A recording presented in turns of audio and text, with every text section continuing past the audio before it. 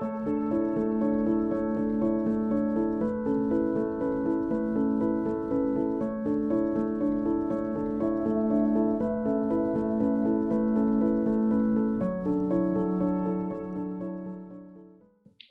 à tous. Nous allons donc commencer ce groupe de réflexion en disant immédiatement quelques petites règles pour pouvoir bien vivre ensemble.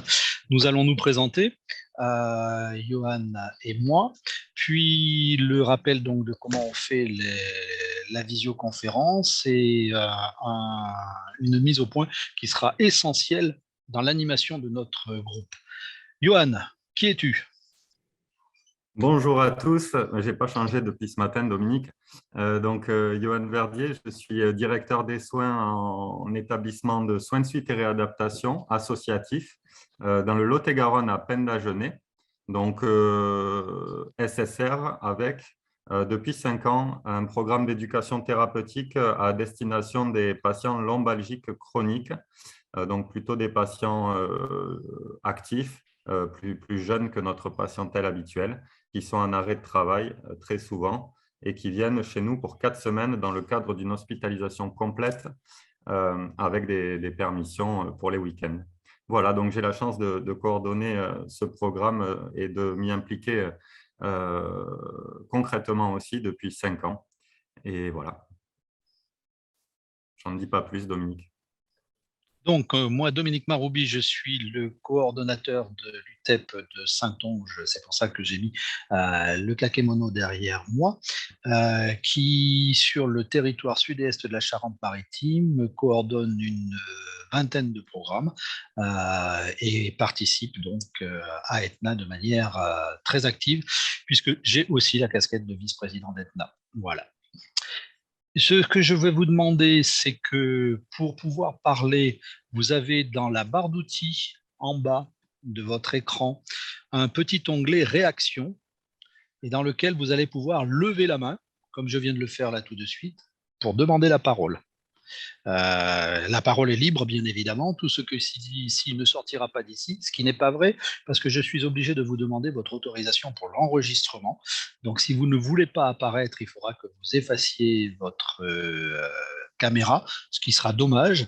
Mais par contre, afin de ne pas faire trop de présentations longues, je vous remercie dans l'angle supérieur droit de votre écran, les 3 petits points, de bien vouloir renommer votre vignette pour vous nous dire qui vous êtes et d'où vous venez. Voilà. Donc moi, je vais le faire pour renommer ma vignette et m'appeler Dominique Maroubi, UTEP de Saintonge, et je vous remercie de bien vouloir le faire chacun. Comme ça, ça va être plus simple pour nous de pouvoir donner la parole à tout le monde. Nous avons aussi un onglet discussion à notre disposition sur lequel vous pouvez poser toutes les questions que vous voulez. Avec Johan, on va essayer d'être attentif. Heureusement, Sylvain est là derrière à la technique. Salut Sylvain, qui va nous rappeler qu'il y a peut-être des gens qui vont poser des questions et qu'on n'aura pas vues. Est-ce que vous-même avez des choses à nous dire? Vous êtes d'accord avec ces principes? Alors d'emblée, dans le titre de l'atelier, nous n'avions pas proposé de savoir si l'éducation thérapeutique conduisait à l'émancipation et l'autonomie du patient. Nous avions proposé qu'on s'interroge sur le fait de savoir si l'éducation thérapeutique conduisait à l'émancipation ou, ce qui a sa différence, l'autonomie des patients. Et donc, ça va être dans une démarche éthique qu'on va essayer de se questionner là-dessus, savoir que l'éthique pour nous, c'est une question, c'est un questionnement, c'est pas forcément l'idée d'apporter des réponses ou des solutions. Les soignants sont souvent dans la solution à un problème, on nie même des remèdes. On est dans une démarche de questionnement et nous allons échanger sur ces questionnements et on va essayer de vous emmener avec nous pour réfléchir là-dessus. Vous êtes d'accord? Yes. Eh bien, nous sommes partis. Bien sûr, chacun éteint son téléphone, hein, j'ai oublié de le dire, mais c'est évident, puisque nous sommes dans une organisation communautaire. Il ne faut pas être trop dérangé. Ah, excusez-moi. Oui, Allô, Monsieur Purgon? oui. Ici Argan.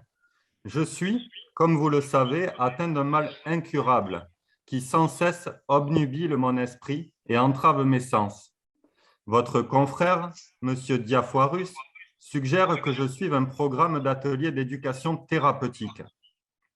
Il affirme que cela va me rendre autonome, que je serai mieux dans mon quotidien, plus apte à le gérer, et que j'aurai appris à ne pas me mettre dans des situations où mon mal risque de s'aggraver. Qu'en pensez-vous? Vous êtes mon référent en la matière et je me conformerai scrupuleusement, comme toujours, à vos prescriptions. Voyons cela de plus près.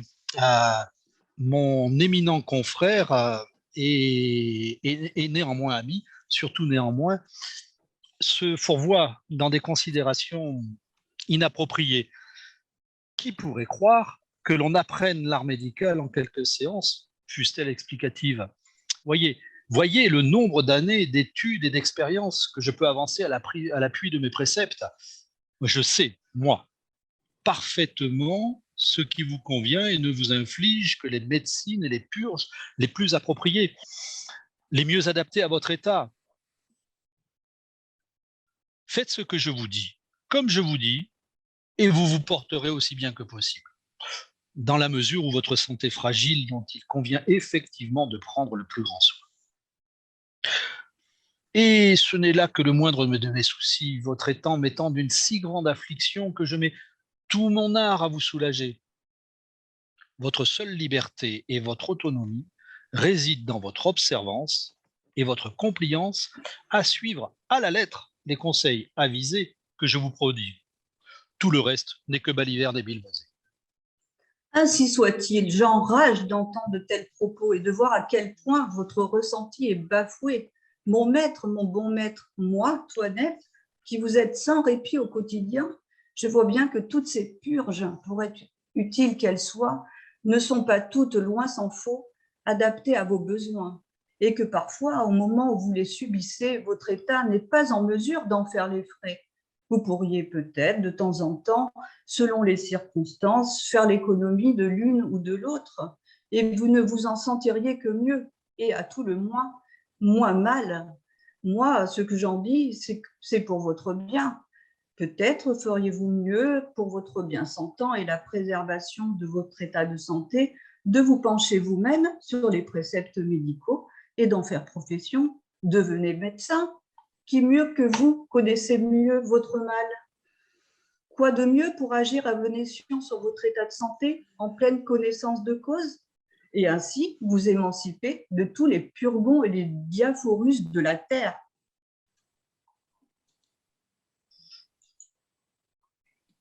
Voilà, alors je reprends la parole. Merci pour votre indulgence quant à nos talents d'acteur. Ce n'est pas notre premier métier. Enfin, certains d'entre vous auront tout de même reconnu une parodie de la pièce Le Malade imaginaire, hein, de Molière. Ça nous renvoie un peu à nos années collège-lycée, ou plus loin peut-être. En tout cas, ça va nous servir de support, ce que vous venez d'entendre, pour lancer notre débat. Qu'est-ce qu'on a pu entendre? Que Argan, finalement, pour aller mieux, il n'a plus qu'une solution, c'est de devenir médecin lui-même. Qu'avez-vous, vous, observé de plus? Quelles attitudes de chacun? Qui est autonome, qui n'est pas autonome, qui est émancipé dans ce dialogue, qui est demandeur, de quoi? Voilà, l'idée, c'est que vous réagissiez maintenant et que vous puissiez vous exprimer pour nous donner votre avis avec, bien sûr, les éléments centraux que sont l'autonomie, l'émancipation. C'est notre sujet du jour. C'est à vous. Qui souhaite prendre la parole? Qu'est-ce que vous avez vu dans ces trois interventions? Y a-t-il de l'émancipation? Y a-t-il de l'autonomie? Y a-t-il autre chose? Alain, tu veux la parole? Bon, je la souhaite. Merci de me la donner.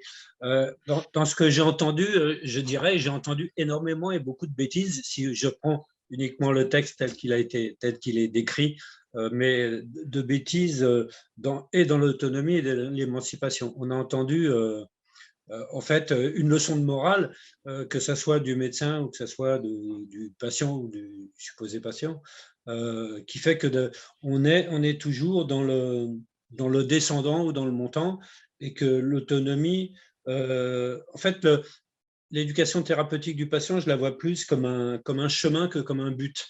En fait, le soignant, dans l'hypothèse qu'on a entendue, vient nous dire bah, écoutez, écoutez-moi, et puis ne vous écoutez pas, et puis vous irez bien mieux.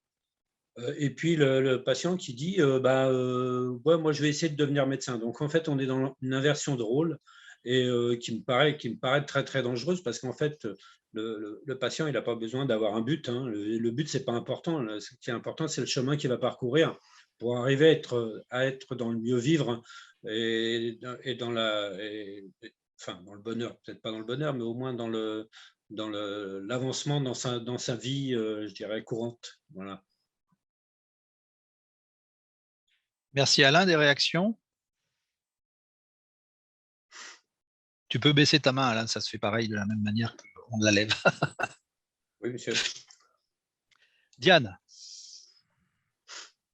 Moi, j'ai l'impression que chacun, en fait, a son idée propre de ce qui est le mieux pour l'autre. Et voilà, c'est cette impression-là, et des idées toujours différentes les unes des autres. Donc, qu'est-ce qui est véritablement le mieux? Point d'interrogation. C'est-à-dire que tu y vois 3 points de vue? C'est individuellement, en fait, comme moi, je pense qu'il faut faire ça pour quelqu'un, mon voisin pense qu'il faut faire ça pour la même personne. En fait, on a des idées différentes de ce qui est le bien pour les autres, individuellement, en fait.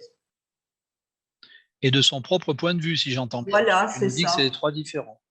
Ouais, d'accord. C'est ça. Autant de personnes auront des points de vue différents sur ce qui est bien pour l'autre, en fait. C'est partagé le ressenti de Diane?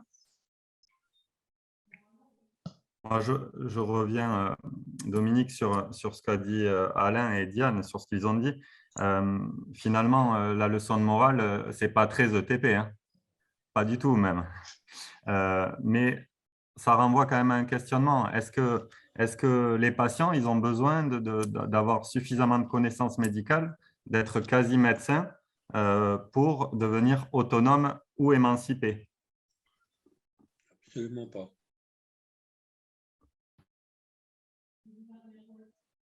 Alors, quels sont des avis dans la salle?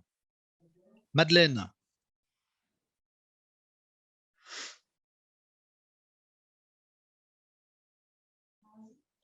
Elle s'est cachée.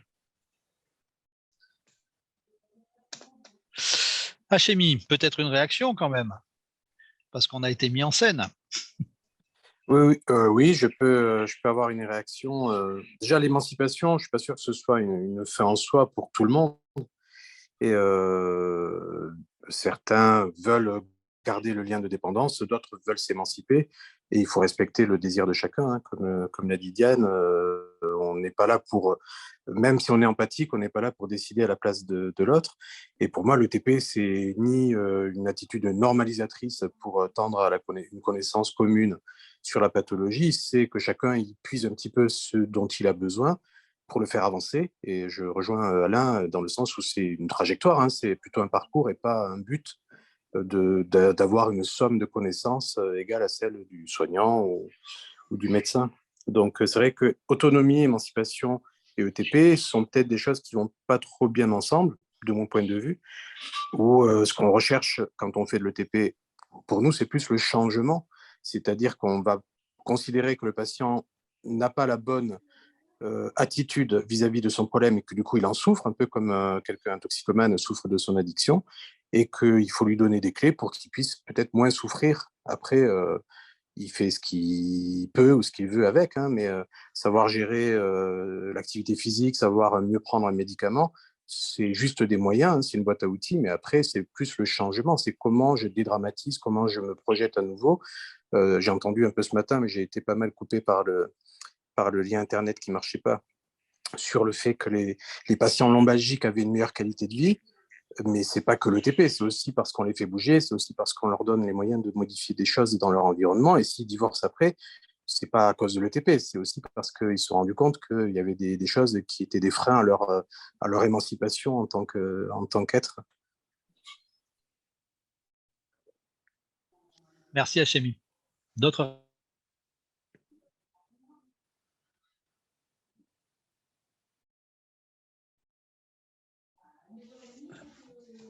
réactions? Visiblement pas forcément très d'accord. Les collègues lot-et-garonnais du CH à Jeanne-Nérac, vous en pensez quoi?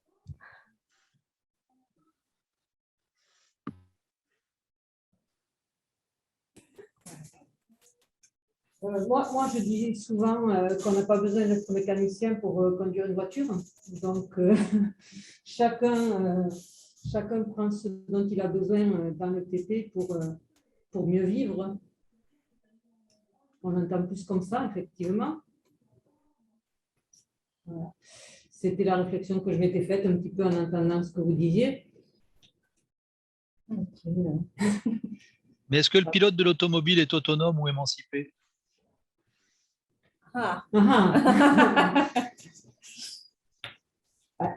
On espère qu'il est autonome. Ce serait mieux. Les deux. C'est mieux autonome qu'émancipé, alors?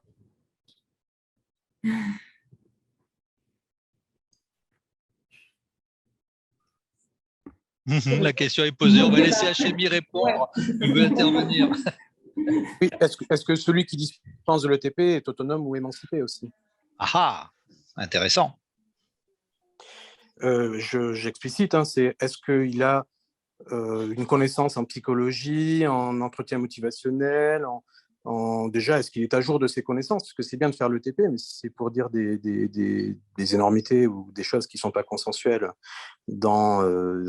pour le bien du patient et qui sont plutôt des freins parce que ça va le limiter dans l'activité, par exemple. On a des collègues qui vont dire non, il ne faut pas bouger, il ne faut pas courir quand on a mal au dos, hein, si je prends l'exemple du mal de dos qui est commun un peu à nous tous. Et du coup, c'est un message un peu éducatif, hein. Attention, il ne faut pas courir, mais qui est faux, et qui induit tout un tas de comportements de protection qui vont détériorer la qualité de vie du patient. Donc, on n'est pas autonome non plus, parce qu'il faut qu'on soit un peu à jour de ce qu'il faut dire au patient, mais pas trop, pour lui laisser vraiment le libre choix de sa trajectoire.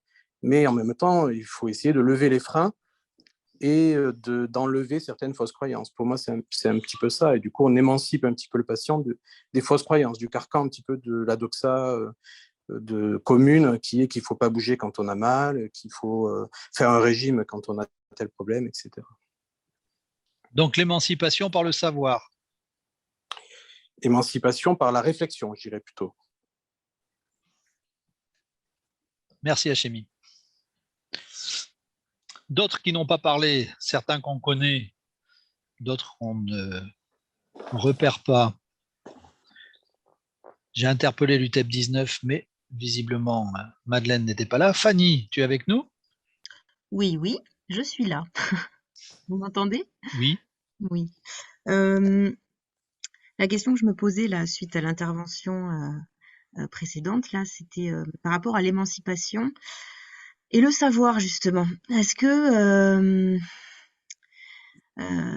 en fait, ça soulève pas mal de questions, finalement. Est-ce que fait-on des croyances et de la culture et de la socialisation du patient par rapport à cette émancipation, par rapport à la question du savoir?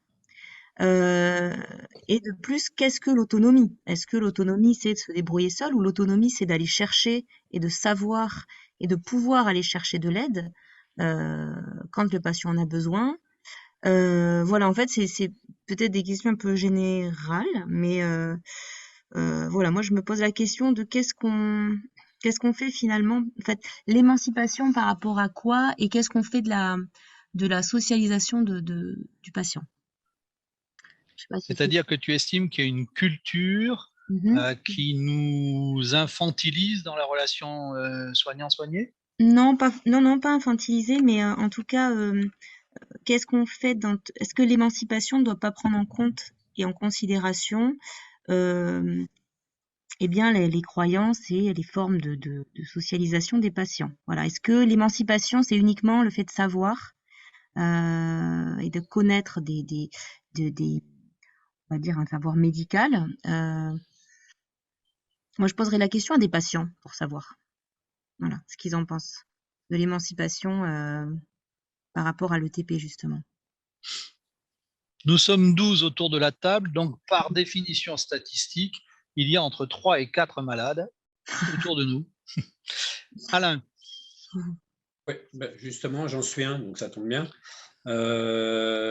Les questions que j'entends là, alors effectivement les croyances, un certain nombre de choses, il faut en tenir compte, mais je ne voudrais pas qu'on fasse bien la différence entre former le patient et le formater. Il y a une grande différence entre former et formater, et j'ai peur que ça soit du côté du patient ou du côté du soignant, qu'il y ait une certaine forme de formatage. Et c'est-à-dire qu'on essaye de donner, vous savez, la différence entre le savoir et la connaissance, c'est véritablement le savoir, on est dans l'avoir, et la connaissance, on est dans l'être. Et ce qu'on demande à un patient pour qu'il soit autonome et qu'il s'émancipe, c'est d'être et pas d'avoir des connaissanses, parce que je veux dire, moi je peux lire, je lis beaucoup de livres, mais c'est pas pour ça que je me rappelle de tout ce que j'ai lu depuis 20 ans. Donc, alors que si je le vis, si je l'expérimente par moi-même, ça fait partie de mon être, et donc je pense qu'il faut plus être que d'avoir. Voilà. Merci beaucoup.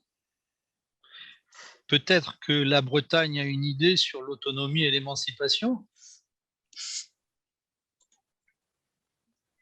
Bonjour. Merci de m'accueillir déjà. Alors moi, c'est vrai que du coup, dans tout ce qui était dit, déjà, je trouvais très chouette de partir d'une maladie imaginaire. Je trouvais ça sympa de partir de là. Et du coup, c'est vrai que est-ce qu'il ne faut pas partir de cette émancipation pour les personnes concernées, de cette étention de savoir profane, mais de s'appuyer sur les savoirs expérientiels tout en s'appuyant sur les connaissances qu'on a en tant que professionnel pour accompagner, parce qu'on a utilisé ce matin cette notion d'accompagnement plutôt que éducation. Je trouvais que ça pouvait peut-être être un cheminement qui, je trouvais pour moi que je réfléchissais un petit peu à ça. Justement, merci Nolwenn, on est là pour essayer de poser des questions, de réfléchir. Delphine, sur l'éducation, tu as un mot à dire? J'attendais que tu m'interpelles, Dominique. Tu savais que ça allait arriver. Hein. Mais évidemment, je te connais, c'est pour ça. Alors, sur l'éducation, je ne sais pas. En tout cas, sur l'empowerment, qui est effectivement la finalité de l'éducation thérapeutique du patient. Et je trouve que votre prestation théâtrale est un formidable exemple exemple de l'anti-empowerment ou contre-exemple de l'empowerment, selon comment on voit les choses. Et là, je fais le lien avec une remarque de Jean-Michel Delaveau ce matin, qui questionnait en fait l'empowerment des patients et qui le mettait en regard avec celui des professionnels en posant la question de finalement, est-ce que c'est la même chose, l'empowerment des patients et celui des professionnels? Eh bien, évidemment que non, c'est absolument pas la même chose, puisque si chacun en fait déjà par définition, et j'ai envie de dire par l'essence même de l'empowerment, c'est d'être tout à fait individuel, au même titre que nos représentations, en fait. Il y a une dimension extrêmement personnelle et individuelle à l'empowerment. Et donc, évidemment, a fortiori, si on compare celui, je vais dire, des patients de façon générale, parce qu'évidemment, il y a des travaux qui sont allés étudier, je pense bien sûr à ceux d'Isabelle Ojoula, qui sont allés explorer justement ce que signifie l'empowerment pour les patients. On arrive en fait à identifier 2 besoins fondamentaux auxquels sont confrontés en fait les patients vivant avec une maladie chronique au quotidien, en l'occurrence un besoin de sécurité et un besoin d'identité qui a été fracturé en fait avec l'irruption de la maladie chronique. Et donc, in fine, l'empowerment pour un patient, ça va être de venir chercher avant tout et trouver des éléments justement de réponse pour lui à ces 2 besoins fondamentaux qui sont vraiment, j'allais dire, la priorité pour le patient vivant avec une maladie chronique. De ce fait, le rôle, me semble-t-il, des professionnels, c'est avant tout d'être justement à l'écoute de ce que vont exprimer justement les patients par rapport à leurs besoins et de venir coller justement à ces besoins et de leur proposer un accompagnement et des conditions de façon générale qui vont venir justement soutenir ce processus d'empowerment, parce qu'on est bien d'accord que depuis tout à l'heure, vous évoquez la trajectoire, le chemin, c'est évidemment, alors ça peut être envisagé à la fois comme une finalité, mais aussi, j'ai envie de dire, et surtout comme un processus. Et donc, à partir de là, il y a néanmoins un lien, même s'il est évidemment fondamentalement différent, entre l'empowerment des patients et l'empowerment des professionnels, dès l'instant où d'autres études vont venir identifier qu'en fait, pour les professionnels, il y a différentes dimensions. Si on demande à des professionnels de santé, c'est quoi l'empowerment pour vous ? Une des dimensions de l'empowerment des professionnels, c'est de se sentir en fait utile et utile aux patients et qui est une forme de reconnaissance justement de leur utilité et de leur accompagnement par les patients. Donc, en fait, on voit qu'il y a une synergie et qu'un professionnel qui va accompagner justement des patients dans leur empowerment, lui aussi va gagner en empowerment, en sachant qu'aussi une autre dimension essentielle de l'empowerment des professionnels, elle est beaucoup plus organisationnelle, puisque il y a beaucoup de professionnels là dans cet atelier. Vous savez bien que évidemment les conditions structurelles, organisationnelles et j'ai envie de dire plus macroscopiques, économiques, la situation par exemple du système de santé à l'heure actuelle en France, etc. Tout ça sont des éléments qui vont impacter l'empowerment des professionnels et donc par ricochet celui des patients, parce que là encore d'autres études montrent que des professionnels doivent être eux-mêmes dans une situation d'empowerment pour venir être en capacité en fait de venir soutenir celui justement des patients. Donc merci. Voilà, c'était juste une petite réflexion que m'inspirait en tout cas l'introduction à cet atelier. Merci beaucoup Delphine. Puisqu'on a une coordinatrice de parcours que je ne connais pas, Christelle, peut-être avec ce que tu viens de dire Delphine, elle peut faire le lien. Dans notre CNET, il n'y avait pas beaucoup de parcours, il y avait là où je suis et restez-y. Bonjour à tous, vous m'entendez ? Oui. Moi, je suis surtout présente sur la journée pour m'enrichir de vos réflexions, puisque j'ai été formée à l'animation en tant qu'éducatrice thérapeutique, mais je n'ai malheureusement pas encore eu l'occasion de pouvoir animer et de me mettre en action. Donc, j'apprécie énormément vos échanges qui permettent aussi de nourrir, notamment la dernière intervention, mon quotidien d'accompagnement de personnes âgées et personnes handicapées dans leur projet, dans leur parcours de soins et dans leur projet de vie. Voilà. Mais oui, il y a plusieurs choses qui se bousculent de ce que je peux voir. Il faut avoir, la vision en éducation thérapeutique n'est pas forcément la vision qu'on peut avoir dans l'accompagnement dans le parcours de soins. On va essayer de répondre quelquefois à des besoins, alors que dans l'éducation thérapeutique, j'ai l'impression qu'on accompagne et cette question de chemin est très important, je trouve, parce que on réfléchit avec la personne, on amène la personne à réfléchir sans avoir d'injonction, on va dire. Voilà, mais comme je dis, je suis toute neuve dans l'éducation thérapeutique et j'ai malheureusement pas pu accompagner des personnes et pouvoir mettre en place voilà, des choses.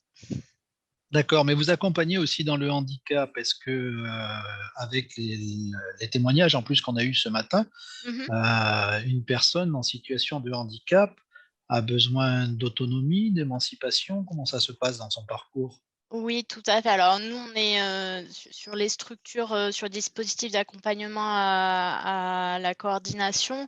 On est ouverture à tout public, toute pathologie. On était plutôt spécialisés sur les personnes âgées et avec des maladies neuroévolutives. Donc c'est vrai que sur la question de l'accompagnement avec le choix de la personne, c'était un peu compliqué. Là aussi, c'est pareil, on se forme, on se nourrit de tout ce qui a pu être donné dans le handicap. Cette question, elle est très importante hein, du choix de la personne, de l'accompagnement. Voilà, je ne sais pas si je suis claire. Mais Si, ça veut dire qu'il y a un aidant? Ça dépend des situations. Ça peut être des personnes, ça peut être des personnes seules, ça peut être des personnes avec des aidants. Nous, on reste sur des populations qui sont des personnes qu'on accompagne qui sont à 80%, voire 90% des personnes de plus de 60 ans avec des troubles neuroévolutifs. Mais c'est vrai qu'on a des personnes de plus en plus jeunes, donc c'est accompagner sans contraindre, respecter le choix de vie de la personne aussi. On parlait de la rupture des parcours de soins, bah, c'est aussi à des moments respecter ses choix et l'accompagner. Voilà, enfin, voilà. Ok. Dans nos personnages, là, il y avait quelqu'un qui aurait pu revêtir la casquette d'aidant? Je sais pas trop. Je sais pas trop. Après, enfin, il y a différents types d'aidants, plusieurs manières d'aider, hein. C'est un peu compliqué. Enfin, je saurais pas dire. D'accord. Dominique, Oui. moi je voulais remercier Dr Mekla, j'espère que je le prononce bien, voilà, qui m'a déculpabilisé par rapport au taux de divorce après notre programme, en disant que finalement c'était peut-être pas de notre fait. Effectivement, c'est un cercle vertueux dans lequel entre le patient. Après, j'ai entendu un terme qui est beaucoup ressorti et qui me plaît bien en tant qu'éducateur de TP, c'est le terme accompagner, parce que accompagner, c'est vraiment se mettre à côté et pas au-dessus où on va guider ou en dessous où on va soutenir. Parfois, il faut soutenir, mais accompagner, ça me semble être un terme vraiment approprié à la démarche en éducation thérapeutique. Ensuite, j'ai entendu une belle phrase avec la connaissance et le savoir. Et je voulais demander à Alain si, selon lui, la connaissance qui renvoie donc à l'être, est-ce que finalement, le fait d'être un être nouveau, peut-être, après un programme d'éducation thérapeutique, ça suffit pour être autonome ou émancipé?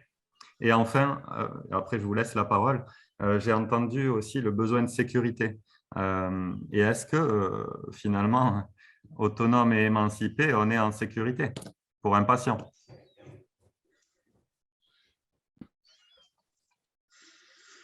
Je vais répondre à la première partie de la question.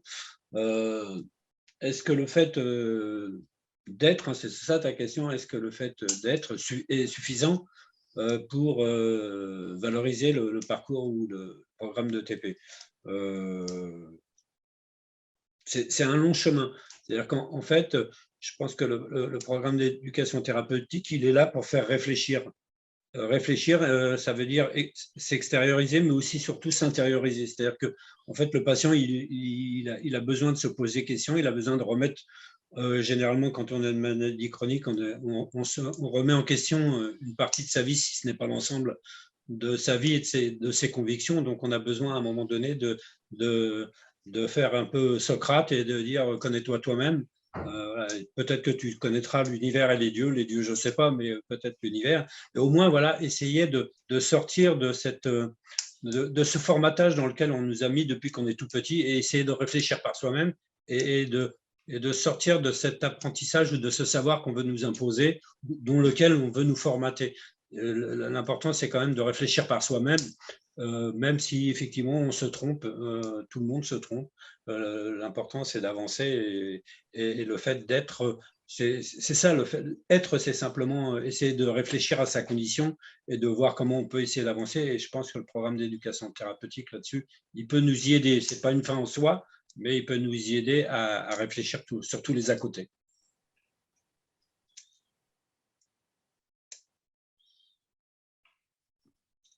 Merci. Effectivement, moi je l'évoquais dans mon intervention ce matin, le programme tel qu'il est construit avec la fameuse vision d'équipe, elle va amener le patient, parce qu'il y a une concertation, il y a une réflexion d'équipe, elle va amener le patient à une remise en question un petit peu de sa façon d'être ou de sa façon de faire, ou de ses façons de faire. Et je demandais ce matin si ça, finalement, c'était pas puisqu'on le fait consciemment, qu'on écrit, on rédige un programme d'éducation thérapeutique en équipe, est-ce que finalement, ce n'était pas de la manipulation? Et j'ai conclu comme ça, puisqu'on rédige un programme avec des objectifs qui visent à remettre en cause un fonctionnement ou une façon d'être. Réponse? Ou on passe la parole à Hachemi qui a qui a levé la main? Je ne suis pas le seul à avoir levé Oui, la main. non, Delphine, mais j'ai regardé l'ordre.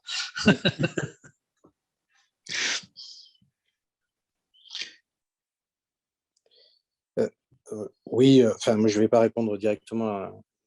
Enfin, je sais pas pour chacun suivre son fil, mais pour rebondir un petit peu sur ce qui a été dit avant, où indépendance, autonomie, émancipation, le mot d'indépendance me semble manquer un petit peu dans la liste, hein, puisque l'indépendance, c'est ne pas dépendre. Et ce qu'on essaye de faire quand on fait un programme de TP, c'est de ne pas dépendre du soignant, mais d'être à hauteur, justement, et apte à recevoir un accompagnement, mais de ne pas subir le bon vouloir du prescripteur ou des choses comme ça.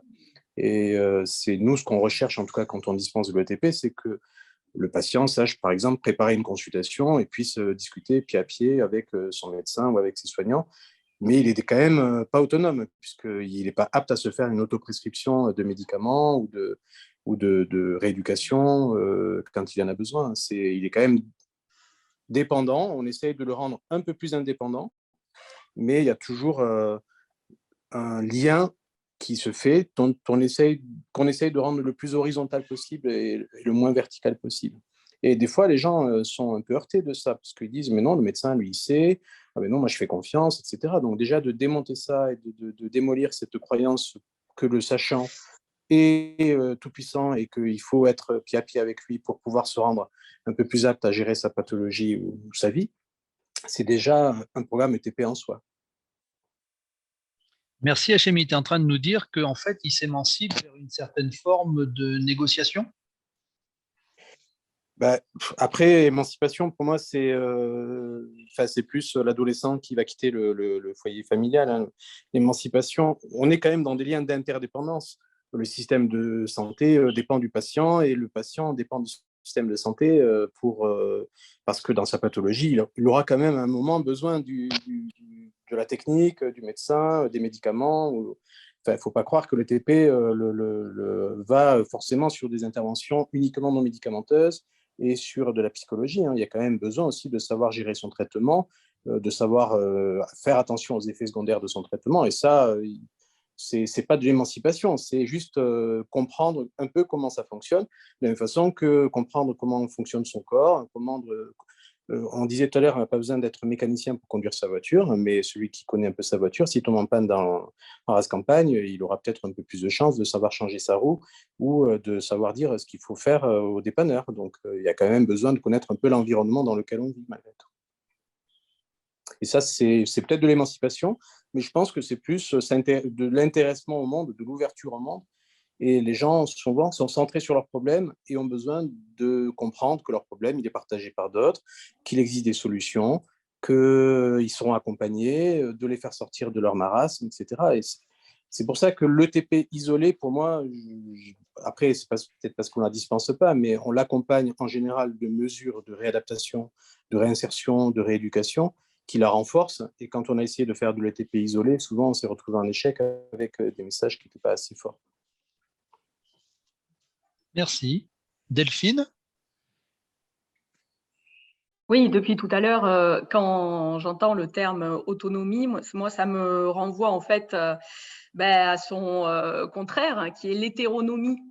Et en fait, il y a une tension inéluctable et j'allais dire insoluble de toute façon dans la situation du patient qui vit au quotidien avec une maladie chronique entre hétéronomie et autonomie. Et là, du coup, je m'inscris complètement dans la continuité de ce que M. Meclat vient d'évoquer juste avant, dans le sens où, bien entendu, que le patient, de fait, a besoin effectivement d'un accompagnement de la part de médecins et autres professionnels de santé, puisque par définition, il ne dispose, lui, pas de ces éléments-là.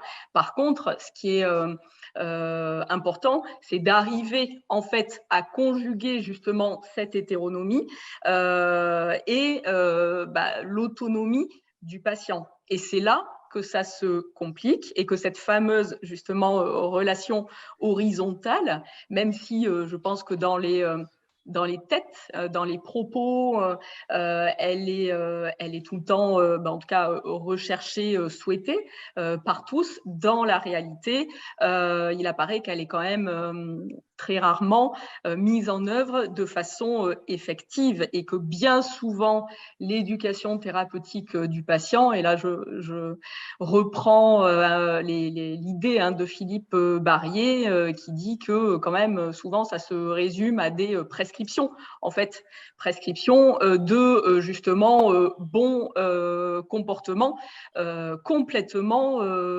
hétéronormés, c'est-à-dire effectivement qui ne correspondent que à des normes biomédicales établies justement par les professionnels de santé pour le patient.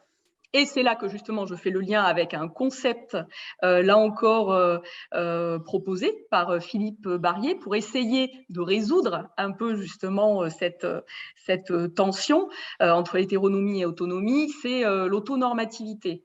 Et ça, c'est quelque chose de vraiment intéressant dans le sens où il propose justement que dans le cadre d'un partenariat, en fait, entre justement un professionnel de santé et un patient, il puisse y avoir justement un échange entre, j'ai envie de dire, les deux normes, c'est-à-dire la norme biomédicale, la norme justement établie par le patient qui justement se connaît et essayer de trouver en partenariat, qu'est-ce qui, pour chacun, convient en fait, est le plus optimal.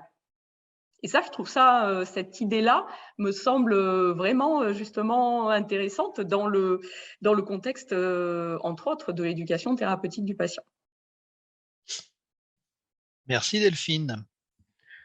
Jusqu'à présent, on n'a pas entendu ni Camille ni Mireille. Est-ce que l'une des deux peut nous dire ce qu'elle pensait de ces différents personnages, autonomes, émancipés? Alors moi, je suis Mireille, je suis désolée, mais je suis arrivée très en retard, donc j'ai raté les scénettes. D'accord.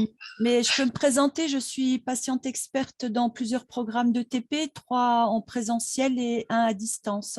Je représente l'association Afacron RCH France et depuis longtemps, même avant le Covid, on avait mis en place des ateliers d'accompagnement à distance. Voilà. Mais moi, je suis convaincue que le TP, c'est un style de vie parce que je pense que ce sont des techniques que j'utilise dans ma vie quotidienne, auprès de mes enfants, dans le cadre de mon emploi, dans mes relations avec les praticiens, puisque je suis aussi très investie dans le partenariat patient. Donc, pour moi, c'est vraiment un style de vie, c'est une façon de cheminer et d'acquérir une certaine autonomie, effectivement. Merci Mireille. Camille, une réaction?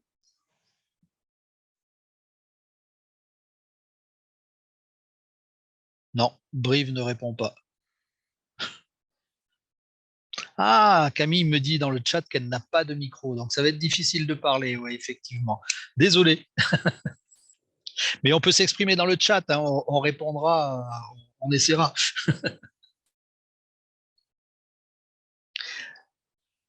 À ce stade de nos échanges, oui, excuse-moi, Hachemi, je n'avais pas vu. Non, c'est juste pour faire une remarque par rapport aux malades imaginaires. Moi, j'avais un peu comme tous les hypochondriaques compris qu'il ne voulait pas forcément changer puisqu'il vit à travers sa maladie et d'enlever sa maladie en lui donnant des outils d'autonomie, ce n'est pas forcément lui rendre service puisqu'on enlève son but, son objectif, justement, pour parler moderne. Oui, tout à fait. Ça pose effectivement, nous on l'a découvert par hasard en fait, le malade imaginaire sur la préparation de l'atelier, mais ça permet d'avoir plusieurs niveaux en fait d'activité, de responsabilisation, je ne sais pas, mais je posais la question tout à l'heure sur le rôle de Toinette, mais moi de ma lecture, Toinette elle lui dit moi qui vous aide tous les jours, si vous étiez émancipé, j'aurais la paix. C'est pour ça que j'ai cherché sur les aidants tout à l'heure là.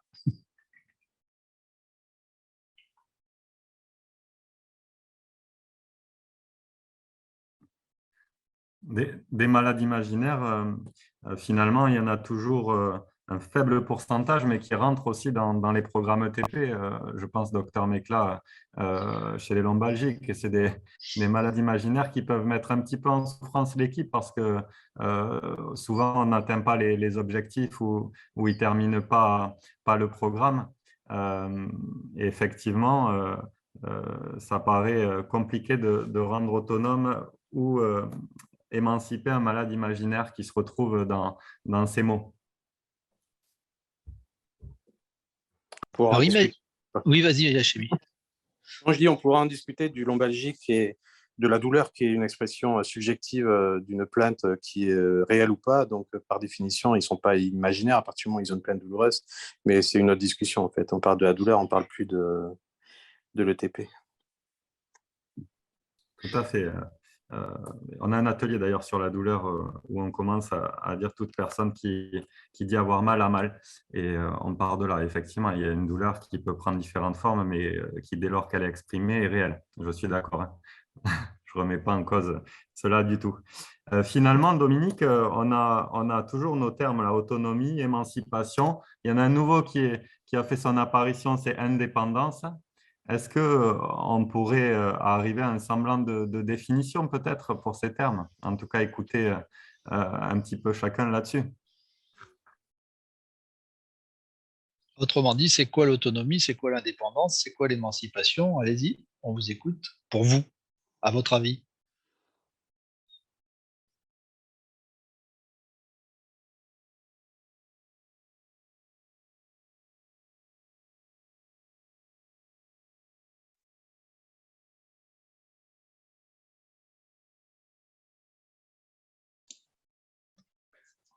Ouais, Dominique, si tu permets, je vais peut-être essayer de me lancer. Hein.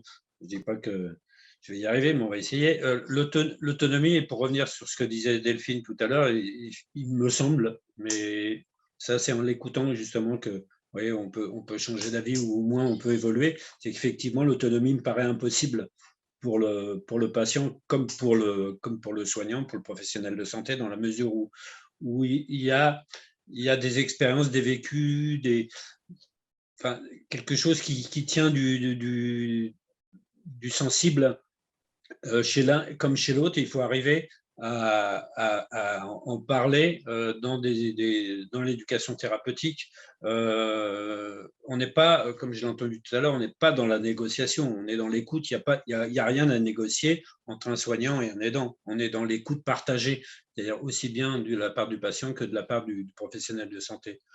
L'émancipation, oui, elle peut arriver, mais elle ne sera que temporaire et elle ne sera que, je dirais, temporaire et factuelle. C'est-à-dire qu'une émancipation totale, ça n'existe pas. Enfin, peut-être quand on sera passé de l'autre côté. Quant à l'indépendance, c'est vrai que je suis peut-être un petit peu pessimiste de là depuis tout à l'heure, mais l'indépendance, il déjà arriver à mettre des mots sur ce que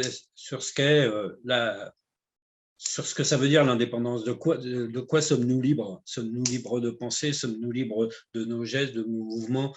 Sommes-nous libres de façon générale? Et là, je ne vais pas m'arrêter à uniquement aux moyens de se déplacer, mais c'est surtout par rapport à ces moyens de penser. On n'a pas tous les mêmes niveaux, que ce soit de culture, que ce soit de vie, et donc on a des niveaux de pensée qui sont complètement différents en fonction de notre éducation, en fonction de notre métier, en fonction de la maladie dans laquelle on évolue ou pas, et donc l'indépendance, elle est très relative.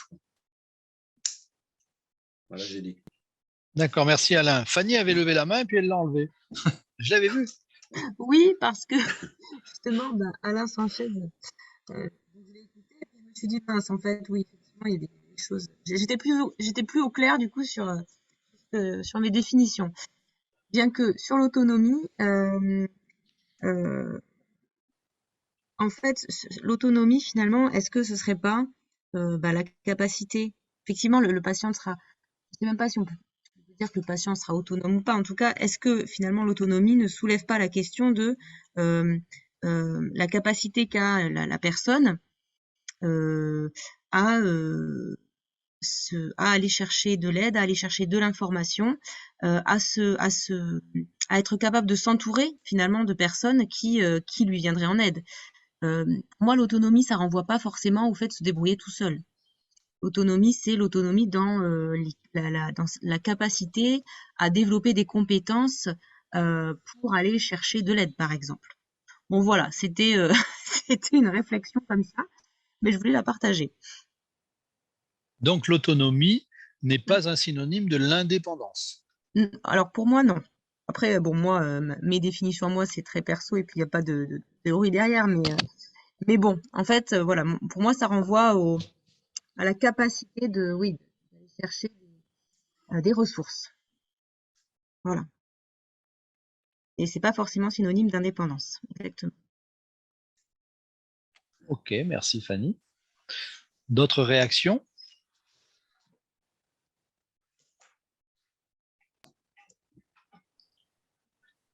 On a tous à quelque part une idée sur la définition de l'un ou l'autre de ces termes. Oui, Diane.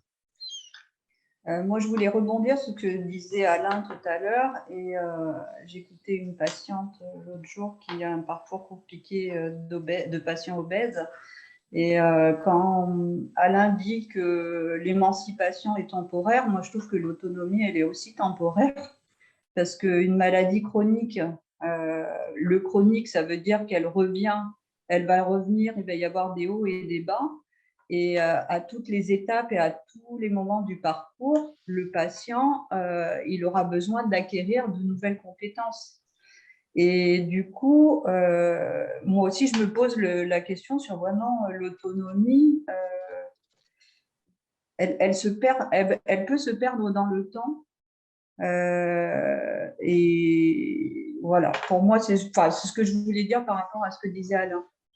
Moi, ça me dérange aussi, autonomie, parce que je trouve qu'elle se perd au fur et à mesure du parcours compliqué du patient.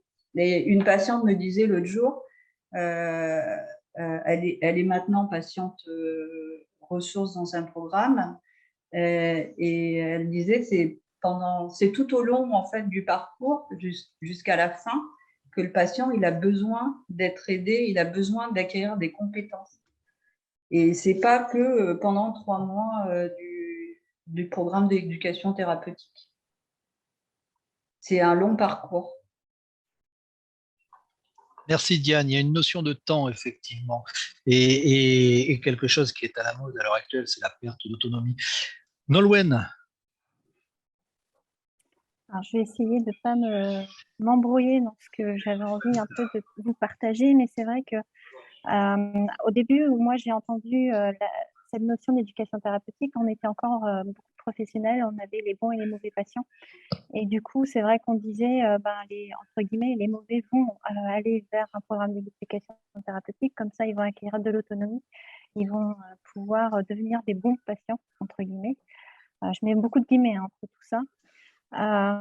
Et c'est vrai que là, au fur et à mesure des échanges, je me dis finalement, est-ce que l'autonomie pour la personne concernée par une maladie chronique ou par un handicap, c'est pas plutôt de ne plus subir son parcours de soins, mais du coup de pouvoir acquérir via l'éducation thérapeutique une certaine émancipation, parce que j'aimais bien l'image tout à l'heure de l'enfant qui, du coup, va s'émanciper de ses parents, mais qui, selon ses étapes de vie ou de son parcours, va avoir besoin de revenir. Et c'est ça aussi l'éducation thérapeutique, c'est en fonction des parcours et des obstacles qu'on va pouvoir avoir en fonction de l'évolution de la maladie, besoin de revenir sur un programme d'éducation thérapeutique, de revoir un peu ses pairs, les partages des savoirs expérientiels, les savoirs théoriques aussi un petit peu. Enfin voilà. Du coup, c'était un petit peu ma réflexion. Alors l'indépendance, par contre, je n'y suis pas. J'ai encore besoin d'y réfléchir. Merci en tout cas, Nolwenn, de cet éclairage. On a entendu Béatrice ou Laura. Pourrait-on entendre Laura ou Béatrice?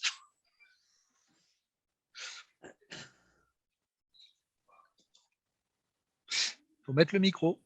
Oui, ouais, c'est bon. Moi, c'est un peu flou, malgré tout, toutes ces notions. Même si notre but, alors nous, en fait, on est sur l'UTEP de l'hôpital d'Agen, mais on est aussi un binôme on travaille pour l'EDIA, c'est un programme d'éducation thérapeutique pour les patients diabétiques de type 2. C'est vrai que dans la pratique du quotidien, on essaye vraiment d'accompagner justement nos patients à être le plus autonome possible, à mieux comprendre leur glycémie, à mieux comprendre leur alimentation. On les accompagne aussi dans la motivation pour l'activité physique. Après, pour qu'ils soient aussi un petit peu indépendants et qu'ils puissent se détacher de nous. Et nous, après, on est là quand ils en ont vraiment besoin. Donc, je ne sais pas si... Je ne sais pas trop quoi dire d'autre, en fait. C'est vrai qu'on a fait un programme quand même par rapport aux patients diabétiques un petit peu dans le temps. Ouais. C'est-à-dire que les patients peuvent revenir vers nous.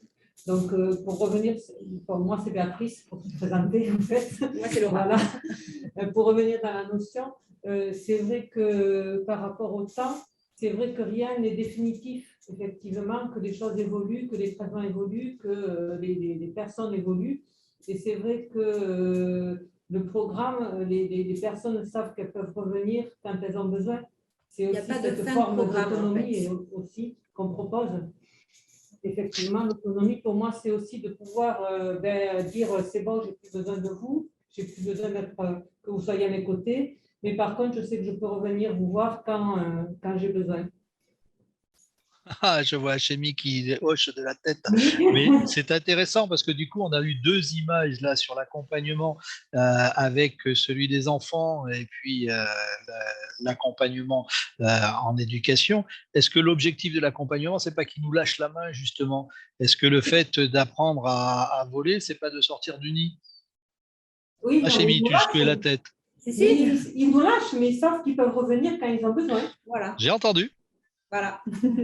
C'est vraiment le but, c'est qu'ils nous lâchent, hein, tant qu'ils veulent.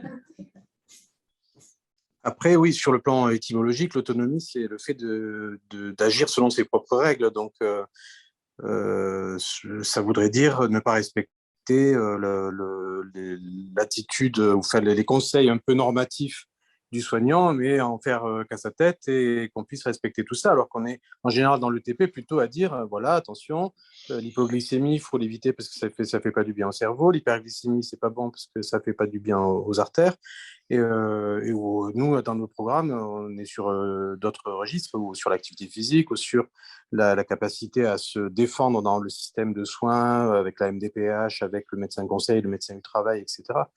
Et du coup, c'est pour ça que nous, on fait la différence un petit peu, mais c'est les ergothérapeutes qui nous ont pas mal appris un peu la différence entre l'autonomie, qui est plus sociale, et l'indépendance, qui est plus personnelle, mais en interaction avec les autres. Et l'émancipation, c'est encore autre chose, c'est le fait de pouvoir se délivrer de tout et être capable de se gérer de A à Z, d'aller à la pharmacie, de se faire son ordonnance et d'aller chercher son médicament. Et ça, enfin, on ne va pas revenir là-dessus, mais je pense que ce n'est pas possible malgré tout. Donc, effectivement, de distendre le cordon, c'est ce qu'on souhaite, qu'il soit moins demandeur de soins pour des raisons, y compris médico-économiques, c'est ce qu'on souhaite aussi, et y compris pour la décision partagée, pour le fait qu'ils soient les maîtres de leur propre vie.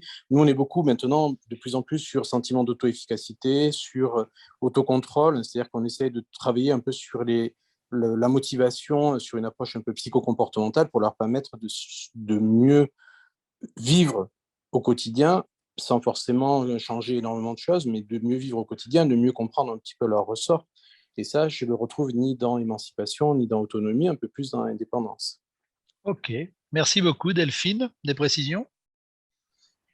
Précision, en tout cas, revenir sur, je pense, ce qui est le plus difficile à réaliser en éducation thérapeutique du patient, c'est justement cette articulation entre l'hétéronomie du patient et son besoin d'autonomie pour ne pas tomber dans ce que vous avez magnifiquement illustré justement lors de votre scénette, en l'occurrence une prescription appelant une obéissance en fait du patient, dont il est évidemment prouvé que ça ne tient pas en fait dans le temps, puisque de toute façon, ça implique que le patient va temporairement effectivement s'inscrire dans les préconisations du médecin, mais de toute façon, il ne le fera pas parce qu'il aura changé son être, pour reprendre aussi les propos d'Alain.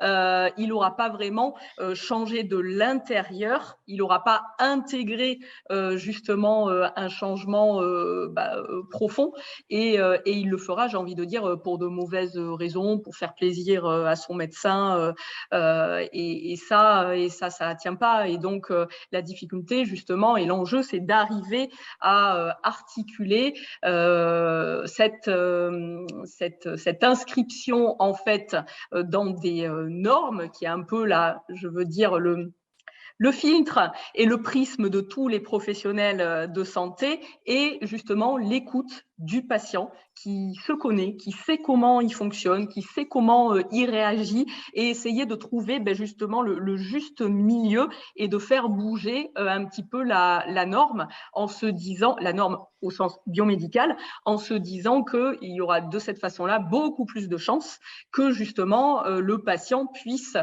s'inscrire dedans, parce qu'il s'y retrouvera beaucoup plus. Après, par rapport aux trois notions qui sont les titres de cet atelier, moi, à chaque fois, ça me renvoie à la question, mais de quoi on parle en fait? C'est quoi l'objet? L'indépendance, mais de quoi? De qui?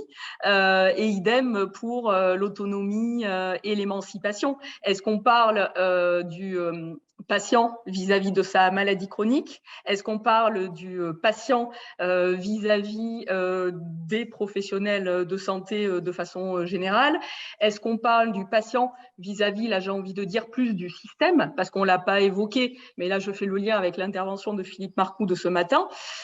Il y a quand même une formidable injonction à l'autonomie du système de santé et des pouvoirs publics de façon générale, et pour des raisons qui ne me semblent pas franchement éthiques, puisque là, on va se retrouver plus dans des enjeux justement médico-économiques que dans des enjeux humanistes, si je peux les qualifier ainsi. Et donc là aussi, est-ce que du coup, ça renvoie pas et ça questionne pas la place finalement du patient sujet au milieu de tout ça? Alors justement, tu nous donnes une transition formidable, puisque tu nous as beaucoup parlé de patients, et les patients, c'est de la vraie vie. Johan, on en a rencontré quelques-uns. Oui, tout à fait. Et donc, on vous propose, on a déjà vu pas mal de choses sur la partie suivante qui ont été évoquées dans le transfert et l'expression de vos expériences, mais on vous propose d'évoquer quelques cas cliniques dans cette partie, et puis de poser la question à l'issue de chaque cas, est-ce que ça relève de l'autonomie du patient ou de son émancipation, puisque les frontières sont étroites, et puis et avec nos représentations dedans aussi. Donc, on va démarrer, si vous le voulez bien, avec un cas. Alors, pour voter, parce qu'on va pouvoir éventuellement voter, vous avez dans vos réactions la possibilité d'avoir, avec les 3 petits points, plusieurs… ah ben non, il n'y a que les émoticônes, là. Je pensais qu'il y avait des couleurs. On n'est pas sur le même registre. Mais bon, on va faire, je ne sais pas, On va le faire à main levée, alors, ça sera peut-être plus simple. Je pensais qu'il y avait des possibilités de mettre des couleurs différentes. Alors, ça fait rien. On demandera si ce que vous pensez, émancipation ou autre cas. Autonomie ou autre chose d'ailleurs. Ou autre chose. Alors, le premier patient, il a suivi justement un programme destiné aux lombalgiques chroniques avec des résultats très significatifs, hein, une diminution de la douleur. Il était rentré avec une EN à 6, il ressort avec une EN à 0 qui perdure dans le temps. Il a repris le travail, il a changé d'hygiène de vie, reprise d'une activité physique, etc. Un succès. Et un succès total. Il nous contacte par contre 8 mois après le programme au téléphone et c'est la catastrophe. Il décrit une recrudescence des douleurs, il est très inquiet, il est en arrêt de travail et il ne sait pas comment il va s'en sortir.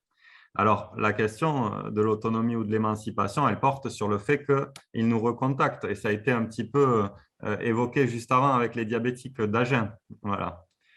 Alors, le fait que ce patient qui a eu d'excellents résultats replonge un peu et nous recontacte, est-ce que ça relève de l'autonomie, de l'émancipation ou d'autres choses pour vous? Son autonomie d'émancipation, est-ce que c'est un échec justement de l'autonomie ou de l'émancipation, le fait qu'il ait besoin de retéléphoner? Oui, Alain.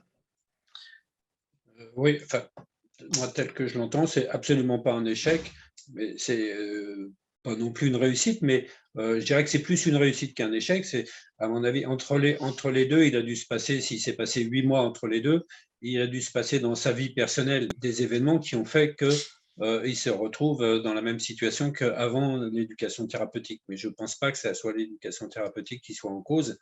C'est peut-être aussi, il faut peut-être aller voir dans sa vie personnelle ce qui a changé, ce qui a évolué, en bon ou en moins bon, et surtout en moins bon, à mon avis, même si je ne suis pas un spécialiste du dos, pour savoir si l'éducation thérapeutique n'a pas fait son travail. Mais là, en l'occurrence, je vois vraiment pas pourquoi. C'est pour ça, tout à l'heure, je parlais d'autonomie partielle et temporaire. On est absolument dans le temporaire, là. Et de toute façon, l'autonomie, elle est toujours temporaire.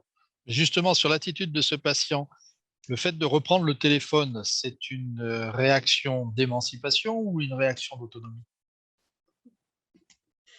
D'émancipation, je dirais peut-être. Sans aucune certitude. Hein, mais... Ouais, d'accord. On va voir ce qu'en pense le reste du groupe. Hachemi?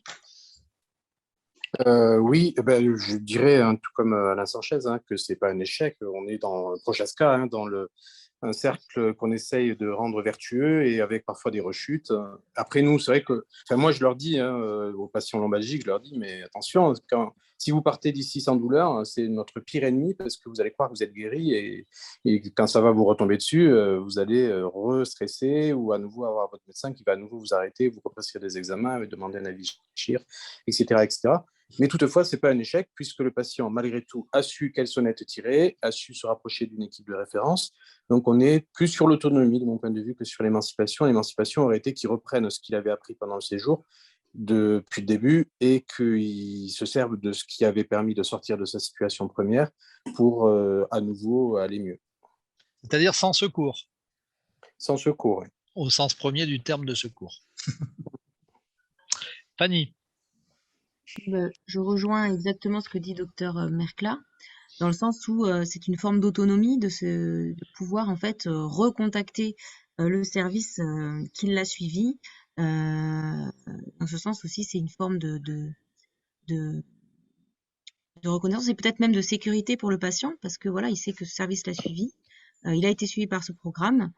Et puis rappeler le programme, eh bien effectivement, ce n'est pas du tout un échec, mais au contraire, c'est une forme peut-être d'autonomie dans le sens où il est capable de rappeler de l'aide. Bon, c'est voilà, c'est le prolongement de ma réflexion tout à l'heure de toute façon, donc voilà, c'est ce que je voulais soulever. Merci donc, Fanny. Moi, ça fait partie de l'autonomie, oui. Merci Fanny sur l'autonomie. J'ai vu Nolwenn temporairement lever la main, puis elle l'a rebaissée. Est-ce que En fait, moi, j'étais aussi sur l'autonomie, en fait, la capacité qu'il a à reprendre contact avec l'unité pour venir chercher de nouveau les outils pour voilà, J'étais aussi sur la même réflexion. Ok. Delphine? Alors, pour moi, c'est de l'empowerment. Alors, tu parles pas grand breton, s'il te plaît, même si on a des bretons avec nous. Tu nous dis quoi en Responsabilisation. français? Responsabilité. Il n'y a pas de bonne. On va le traduire par développement du pouvoir d'agir, le plus souvent en français. Mais ce qui est intéressant. C'est de l'émancipation, le développement de pouvoir d'agir. Voilà, outre la traduction. Oui, mais en fait, toutes les traductions sont un peu réductrices. C'est pour ça que, bon, après, c'est un choix. Moi, je préfère le garder dans sa forme anglaise, tout simplement tu connais parce mon caractère gaulois. Oui, ben non, mais alors moi aussi, je parle jamais franglais, mais là, pour le coup, tu sais que j'ai un petit peu réfléchi dans le cadre de mon travail de recherche et il n'y a vraiment aucune terminologie qui, justement, ne rend compte de la complexité de cette notion dans la mesure où elle articule, comme je l'ai un peu évoqué tout à l'heure, différents niveaux.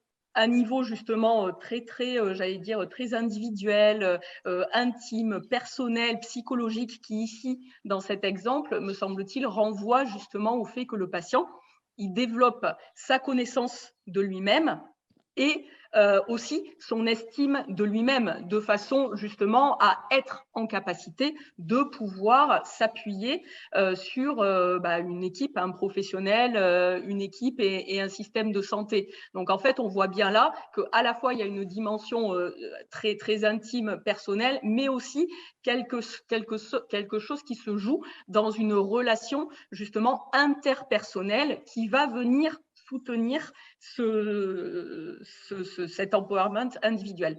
Voilà, c'est pour ça que moi j'aime bien utiliser ce terme-là qui en plus, je trouve, on voit bien que, mine de rien, en français, là, on a du mal à distinguer et à articuler toutes ces notions. Et je trouve que la force de l'empowerment, c'est que ça réunit justement ces différentes facettes. Merci, Miss Delphine. Diane avait levé temporairement la main. Oui, j'étais plus, moi, sur l'autonomie. En fait, il a su trouver les ressources qu'on lui a.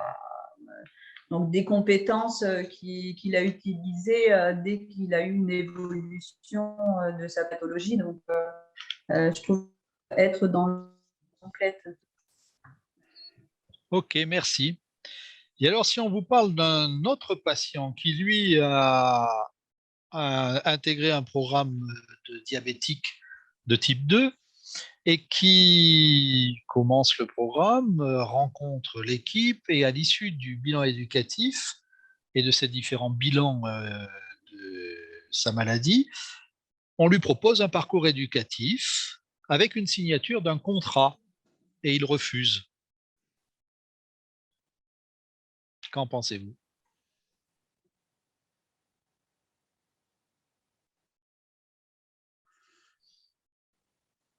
Ah, ça vous laisse pantois.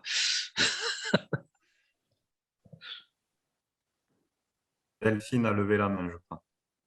Non, c'est qu'ils ne l'ont pas baissé. Là, j'ai négligé Alain et Delphine parce qu'ils n'avaient pas baissé la main. Par contre, Hachemi, oui.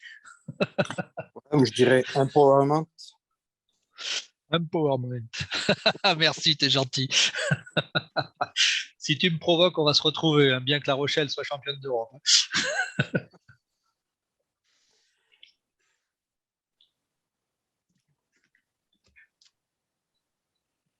Non, en l'occurrence, sérieusement, s'il refuse de signer le contrat, est-ce que c'est une condition sine qua non pour entrer dans le programme? Déjà, c'est la question qu'on pourrait se poser. Parce que est-ce qu'il a peur d'un engagement écrit? Il faudrait faire une analyse fine, psychologique de pourquoi il refuse de signer le contrat ou s'il refuse de s'engager dans un programme de TP, ce qu'il a le droit de faire de toutes les façons. Donc, on est dans l'émancipation, puisqu'il s'émancipe de la consigne ou de la demande de son soignant, et on est dans l'autonomie aussi parce qu'il obéit à ses propres règles, il ne veut pas signer un contrat et à la limite, il ne veut pas faire de TP puisque ça ne l'intéresse pas. Et dans les deux. C'est intéressant d'avoir ce flou artistique. C'est bien, on va finir l'atelier sur avoir bien défini les choses qu'on ne peut pas définir. D'autres réactions à propos de ce diabétique qui ne veut pas rentrer dans le TP ou qui refuse de signer son contrat?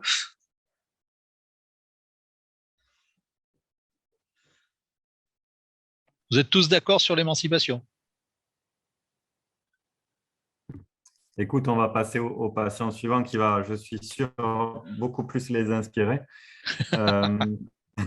C'est une patiente d'ailleurs qui intègre un programme d'éducation thérapeutique concernant les chimiothérapies orales après un cancer du sein et donc la poursuite du traitement par hormonothérapie au long cours. Je crois que tu le connais bien d'ailleurs, ce programme, Dominique. À l'issue du parcours qui comprend des ateliers relatifs aux effets indésirables des traitements, du bénéfice-risque des traitements, 2 patientes refusent le protocole. Qu'est-ce que cela vous inspire?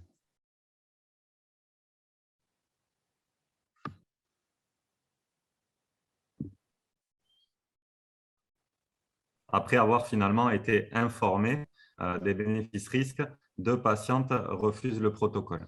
On est dans un refus de soins.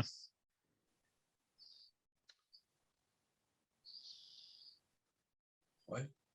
Enfin, on est quand même dans le cadre du respect du patient et de son droit à refuser tout soin. Donc, là, il n'y a pas grand-chose à dire. C'est un peu comme dans le cas précédent. Je veux dire, à part essayer de le convaincre du bien fondé des propositions qui lui sont faites, je ne vois pas bien. Dans le cas précédent, à la limite, je ne sais même pas s'il peut rentrer ou pas quand même dans le cadre de cette éducation thérapeutique. Je pense que oui, quand même. Dans le deuxième cas, si elle refuse le protocole, ça me paraît un peu plus délicat. Et donc, à part d'essayer de convaincre, je ne vois pas bien ce que le corps médical peut faire, et l'éducateur non plus. Hein. Dans l'étymologie du mot convaincre, il y a vaincre. Pour un patient, Oui. Ça te plaît, ça? Non, mais dans convaincre, ça veut dire vaincre avec. Con, ça veut dire avec. Donc, ça veut dire que ce n'est pas tout seul. On peut le voir autrement aussi, mais bon. Hachemi. Oui, enfin là en l'occurrence on parle plus de TP, mais on parle de explication des bénéfices et des risques. Et Non, c'était un programme de TP. Hein. C'était réellement à l'issue d'un programme ETP. Elle refuse l'hormonothérapie. Ah ben là, ça renvoie à toute une réflexion qui est en cours, hein, qui est que si on donne trop d'informations sur les effets secondaires d'un traitement, parfois la politique du pire fait qu'on va choisir de ne pas se soigner de peur des effets secondaires, hein, plutôt que d'avoir le bénéfice du traitement. C'est un peu le problème des chirurgiens quand ils expliquent tous les effets secondaires ou tous les risques de leur chirurgie. Des fois, les patients refusent de se faire opérer alors que l'opération serait salvatrice. Mais si dans ton cas, ils partent en courant, ils sont guéris quand même. Ouais, en courant ou même en fauteuil, ils sont guéris. Hein. Il y a la guérison qui ne va pas faire, en fait. En l'occurrence, on a le même problème sur les médicaments. Moi, j'ai des médicaments. Je prends un médicament qui s'appelle le Celcept. C'est le catalogue de la redoute. Hein. Ça s'appelle un parapluie soviétique chez moi. Mais bon, dedans, il y a tout. Hein. Je peux tout avoir. De la coupure avec ma feuille de papier au cancer. Donc, voilà. Donc, débrouillez-vous avec ça. Donc, le fait d'informer, je ne pense pas que ça soit ça qui… des risques potentiels qui va arrêter… Enfin, il y en a que ça va arrêter, c'est clair. Hein. Mais bon. Je ne suis pas sûr que ce soit la principale motivation de cette personne-là, dans le cas présent. Delphine, empowerment? Non, je n'ai pas pris ce mot-là à la bouche. Non, ça me renvoie à 2 choses. Déjà, première chose, parce que nous savons que dans la pratique, quand même, parfois, les entretiens qui sont menés avec le patient ne s'inscrivent pas tout à fait dans justement, j'allais dire, l'esprit d'un entretien motivationnel. Donc, ça peut être aussi lié, ce refus, à la façon dont les choses ont été amenées, présentées à la patiente. Et c'est lié aussi à la prise en compte de son niveau de littératie en santé. Ça me renvoie à ça aussi. C'est-à-dire, est-ce que la patiente avait les clés de compréhension? Est-ce que quand on sait que alors je ne veux pas caricaturer, mais c'est voilà, les études qui indiquent que les médecins parlent en fait dans leur consultation avec plus de 80% de termes et jargon strictement médical et donc absolument pas intelligible aux patients. Mais du coup, dans quelle mesure est-ce que cette patiente a saisi, compris les enjeux, ce qui se jouait, les réels justement bénéfices, risques, et que peut-être voilà, ceci explique sa décision au final. Ok. Est-ce que tu en connais d'autres des patients, Johan? Oui, j'en connais un dernier qui a suivi le programme qui s'appelle Obésité, un poids partagé. Et donc, ce patient a perdu 25 kg en 6 mois, a mis en place une nouvelle hygiène de vie, alimentation, activité physique adaptée. Et 2 mois après le programme, enfin après ces 6 mois, pardon, il nous informe qu'une chirurgie bariatrique de type sleeve est programmée à la suite d'un rendez-vous qu'il a sollicité avec le chirurgien d'une autre structure. Tu nous précises le contexte. Ce programme de poids partagé, c'était pour de la réduction de poids, ce n'était pas pour être opéré. Exactement. C'est quoi sleeve? Parce que, excuse-moi, je suis un peu profane, moi. C'est une technique de gastrectomie. D'accord, merci.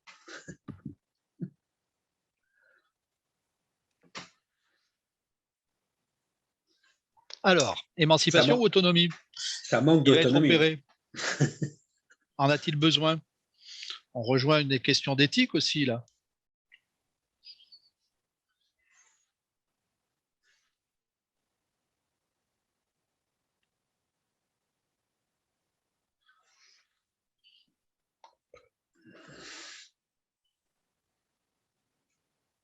Je vous sens tous perplexes.